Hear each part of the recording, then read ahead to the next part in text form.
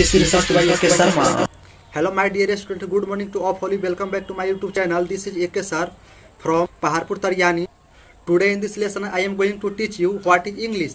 तो सबसे पहले ये जानेंगे कि इंग्लिश शब्द की उत्पत्ति हुआ कैसे। तो इंग्लिश शब्द की उत्पत्ति हुआ है ENGLISC।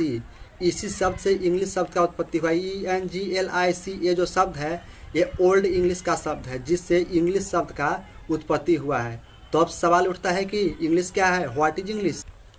तो आप कह सकते हैं इंग्लिश इज अ लैंग्वेज, यानी कि इंग्लिश एक भाषा है। तो आप ऐसे ही बोल सकते हैं English is a west Germany की लैंग्वेज, इंग्लिश एक पश्चिमी जर्मनी की भाषा है। जैसे कि ऑस्ट्रेलिया, हॉलैंड ये सब हो गया ना, तो यहाँ सब परिसर बोले जाने वाली एक भाषा है। फिर एक और तरीका है English is a foreign language, यानी कि इंग्लिश जो है एक विदेशी भाषा है, यानी कि जो विदेश में बोले जाने वाली भाषा होता है ना, वही एक इंग्लिश विदेशी भाषा है। तो एक और है, तो दूसरा एक और है English is a global language, English जो है विश्व की एक भाषा है। फिर एक और है English is a world language, English जो है विश्व की भाषा है। तो चलिए इंग्लिश का फुल फॉर्म समझते हैं, इंग्लिश का फुल फॉर्म क्या होता है। चलिए इंग्लिश का फुल फॉर्म समझते हैं, इंग्लिश का फुल फॉर्म क्या होता है। ई फॉर इंग्लैंड, इंग्लैंड जो है एक देश है। एन फॉर नेटिव्स, नेटिव्स का मतलब होता है मूल निवासी।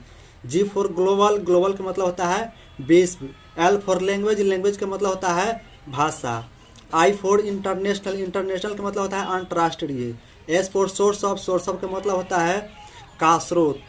और H for high technology, high technology का मतलब होता है उच्च प्रौद्योगिकी। हाई टेक्नोलॉजी का मतलब होता है उच्च प्रौद्योगिकी। तो चलिए अब बताते हैं इंग्लिश का पिता किसे कहा जाता है। The father of English, English जो अल्फ़ाबेट है ओल्ड इंग्लिश, इसको खोज करने वाला एंग्लो सेक्शन है।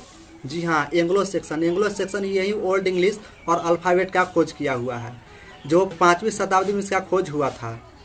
ठीक है, तो अब अगला देखते हैं। तो चलिए अब देखते हैं इंग्लिश लिटरेचर का पिता किसे कहा जाता है। तो इंग्लिश लिटरेचर का पिता जॉफ्री चौसर को कहा जाता है, जिसका जन्म 1343 में हुआ था और 1400 में इसका मृत्यु हो गया था।